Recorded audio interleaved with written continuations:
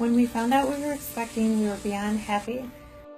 We had 2 miscarriages prior, and this time we were convinced this pregnancy would be better because we discovered our cause for the last 2 losses. It was due to me having a gene mutation called MTHFR. So, as soon as the pregnancy test was positive, I started Lovenox injections that Eric gave to me every night and progesterone. So the first trimester was going wonderful, and being I was high risk, we had multiple sonograms and always received good news. We left every sonogram appointment happy and stress relieved that things were going well. Then, at 15 short weeks, I had a little blood and the fear and worries all began.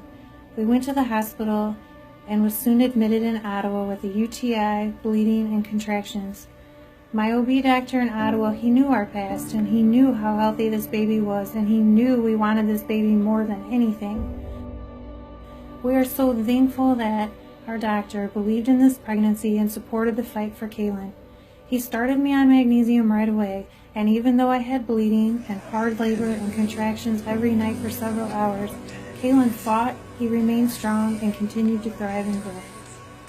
As weeks passed, my liver enzymes became way elevated, and my doctor felt he had to transport me to Peoria. Therefore, my husband gathered my things, and with one of my OB nurses and the magnesium pump, I rode in an ambulance for an hour and 20 minutes to Peoria. During that ride, I was so nervous going over every bump. I was worried it was going to trigger me into labor, and thank God I made it without any complications. Then, on the second morning in Peoria, they removed the magnesium. Only hours after removing it, I progressively bled, had more contractions, and I was told there isn't anything more that they could do for me. They directly told me, "You are going to miscarry." We cried and could not understand or fathom the idea of losing our baby. So, to see what was going on internally, they decided to do a sonogram. Khalon still had a strong heartbeat, and he was sitting upright and making movement. I was shaking my head and could not understand why this was happening. It broke our heart into a million pieces to think we were going to lose him. We fought so long, and Khalon still looked strong. That moment I knew I had to keep fighting for him because he has been fighting all this time. I called ethics and got back on magnesium right away.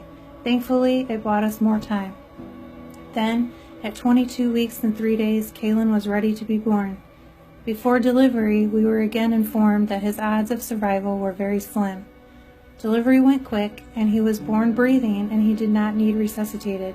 At birth, he weighed 1 pound, 1.8 ounces.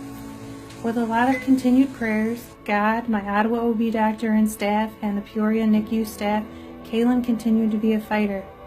He is doing great and currently weighs 2.5 pounds. He doesn't have his breathing tube anymore, and he continues to thrive. We have been in the NICU for 9 weeks now, and that's 9 weeks we have been able to spend with him.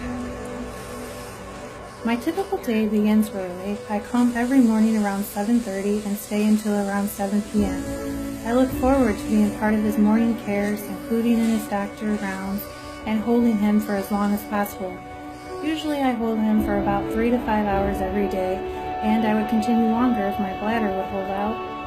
Actually, the hospital keeps track of our kangaroo hours, and as of right now I have around 155 hours. I guess no one has even came close to that, but thanks to my husband I am able to be here.